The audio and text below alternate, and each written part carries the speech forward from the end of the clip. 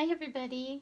So I'm back at this painting that I left off the other day, and of course it doesn't look very much like I started doing it, and I would like to tell you it's not going to look very much like it is right now, but I've laid in the whole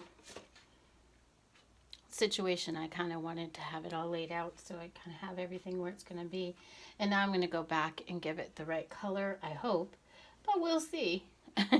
And I know I said I wasn't going to be doing a lot of jagged, which I'm not, but I am going to give some definition over here. And I also really want some misty happening with this, so I'm going to be using a lot of gesso on this. But I don't want it to be a winter painting. I want it to be a summer. So I'll be bringing in some greens. I started to lay some of the green there, and of course the focal point, part of the focal point, the long distance focal point is going to be this castle, which I'm going to make larger later. But for now I kind of just wanted to set it up the way I wanted to. So now I'm going to bring in some greens, and part of my problem is I don't really have the green that I want. I've run out of that green. So I'm going to try to make some green. So the color I really want is a deep green color. And I've got some left here. Let's see if I can get any of it out. And then I'm going to mix that with some Payne's Gray to darken it even further, to deepen that green. But again, I don't want it to be super bright. And that color's kind of coming in, but I need some more yellow to it. So I'm gonna grab some yellow ochre. I'm gonna show you a trick. These kind of paint containers are awesome, but the little screwed on top here gets really hard to open after some time. So I keep a pair of needle nose pliers in one of my jars so I can just unscrew it with that instead of fighting with it and tearing my fingers up. Okay, so now we're going to bring in some yellow ochre with that green. And you're probably confused as to why I'm changing it, but I want it to have a more earthy tone. And the colors I have in there now are not very earthy. So I want it to have a little less of that tone. So I'm going to mess with it some. I'm going to bring some of this yellow in there. And there we go. That's actually the tone I want right there. That's going to be kind of coming up on the side here where the light might catch it. And then I'm going to darken the tops just a bit and give it the idea that there's depth and jagged rocks here and there up at the top here. I also want to show you another trick. So I've got this big towel that I lay over my knee so that every once in a while I can take my brush and wipe it down, because an overloaded brush can be a problem. So even like when you throw your brush in the water to grab some of that paint off, then you can have an over wet brush. So, and I used to always use my pant legs for that, but I've kind of gotten tired of doing that, so I just use an old towel that I only use for that. Okay, so now we've got some sides here with that nice yellowy green. So I'm going to be working on this edge right here a little bit, right here, because I'm going to come back and grab some Payne's Gray, hit the tops here. I don't know if you can see it on the camera, but on the tops here you can see a little bit of white, and that's because I went back and reworked the sky a little bit more. I put some more color in there. I put a little bit of this burnt sienna in there, and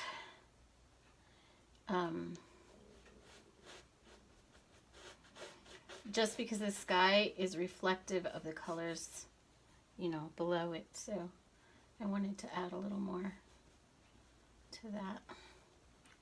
And so right now these mountains look like they're overpowering this castle, but the castle's going to get quite a bit taller, so it won't overpower it so much. And I keep grabbing some gesso just to soften it a little bit. And I'll come back and brighten this into a different, probably more color again, after I get the feel of this done here. And I will be adding some of this red in here a little bit later too. But I'm trying to keep the light falling right here in the middle. So that means darkening the sides of this mountain here. And I'm also going to give it a little bit of jagginess here as well, because it's supposed to be some mystical place. Mystery, who knows where it is. So we're going to add a little bit of interest there. And I think I need to change my brush for the shape of this one, so grab a little smaller brush and a little bit of water to kind of move this. And the color underneath it affects this color, so I don't actually do watercolor. I've very rarely done watercolor. But I do use water a lot to move my paintings around, to get the paint to go where I might want it to. So we got a little snow on our mountaintops last night, this morning. There on the Sandia range. And it's a little late in the season, but not for up there. There, that's actually kind of normal. You know, for quite a few years we started having abnormal weather. It was too hot. So like in 2016 it was 101 degrees already down here, and that's a record because that's not very normal. So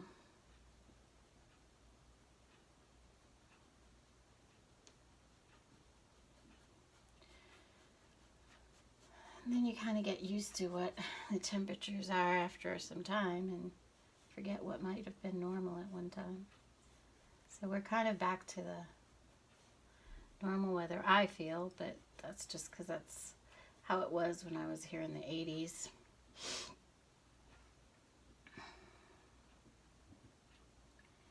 But for Albuquerque, it is a little chilly.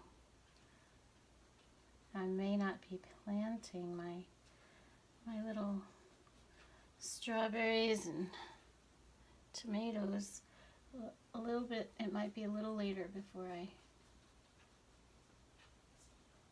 actually do that. So one of the reasons I didn't show you the process of this painting last night is because I just kept working on it and fiddling with it, and sometimes that's just what I like to do. And I haven't gone back to the sign language painting. I'm having a hard time video taping that. So I've got to figure out how to do that. It's tricky, you know, because you got to have the camera up close to see what I'm doing, but then got to back the camera off to see me signing, so I'm having a little trouble with that. So even though I have the paint color now, I just need to figure out how to do a better job of that, because I want it to be nice for my friends who are deaf. So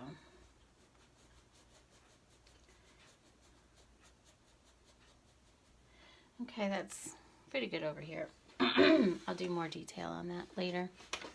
So now I'm going to come in with my more of the gesso and just kind of tap it on top of what's already there.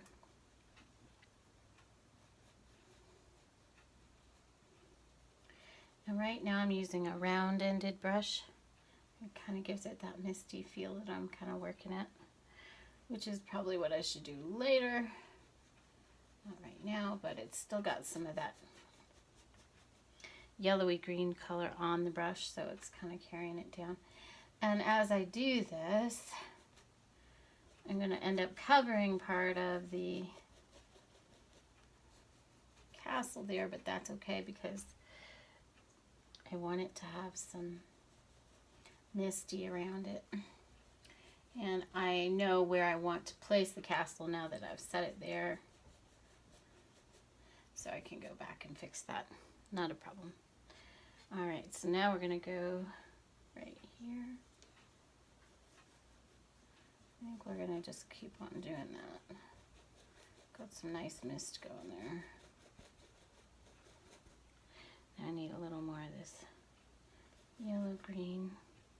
And, you know, when I put that in there, you can see that's way too strong of a color, but I will darken it up or tone it down with some other color. And that looks a mess right now. I'll bring in the gesso.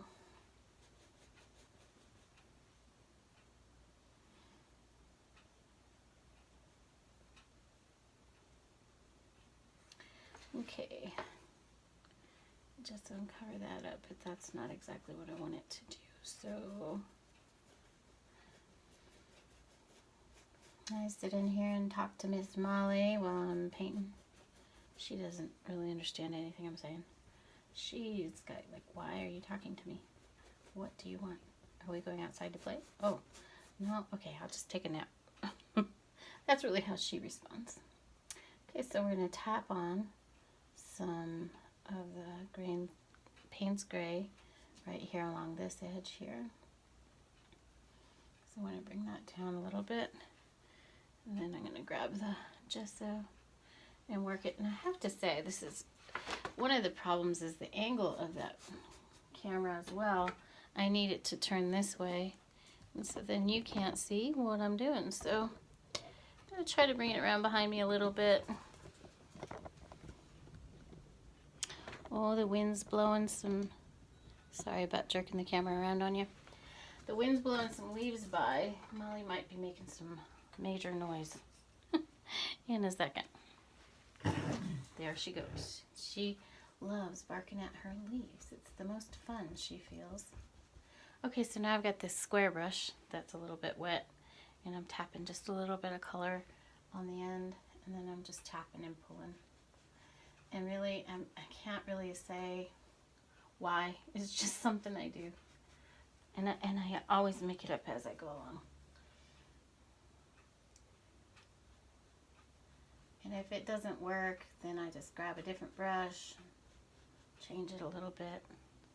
But see, it smoothed that little edge out right there. Which I know it's hard for you to see because you're on the wrong side. One of these days I'll figure it out. I just don't know. Okay, so now we've got some mist working in the corners here.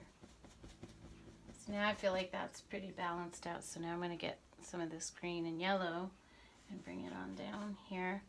And a little Payne's Gray to darken that green yellow look.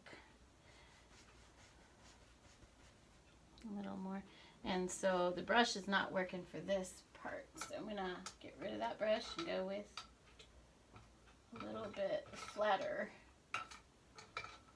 brush. It's the same one. It's just similar one, but see how the tip is flat to each other. It's not flaring out. Then I can work it a little better for this particular part. So I want the color to just kind of come in this ridge, and then I want to bring a new ridge right here like that. So then the color comes through there. I don't want it to be just one long slide. It needs to have a little definition. And I'm going to come back in with the gesso and work it a little more up here.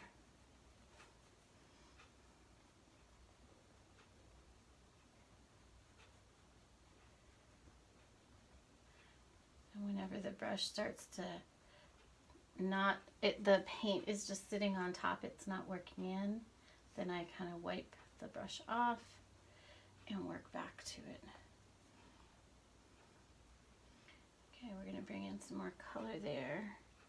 Again, I'm trying to get the light to hit right here in the middle so that we get that view even though we've got some mist going on here. Again, I'm going to take some Payne's Gray along the edges up there where the rock would be. And then I grab some gesso and cover that up. There we go.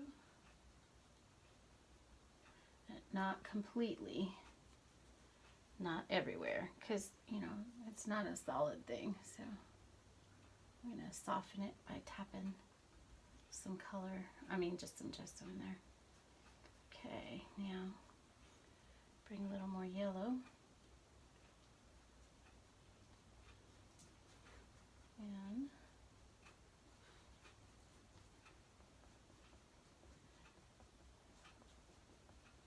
okay. And I like how that's laying pretty much. I'm going to get the tops up here again.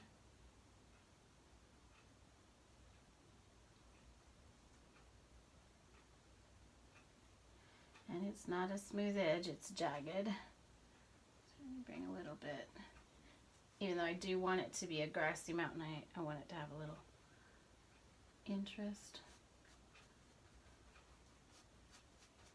Okay, so now we're going to work on the ridge of the mountain right there. And this one I'm making a double. So I just went like that, and I've got another mountain back here. So we're going to bring that across like a plateau type thing right there, like that. And bring that color in just a little bit. And then we're going to grab some more gesso and soften it.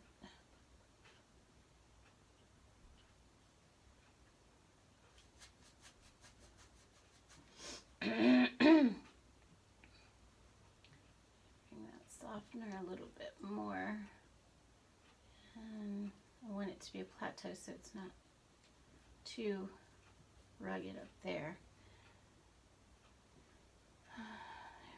Because I want that to fade away, so I'm going to have to come back to it because it's just a little too wet right now. So we're going to work on this first.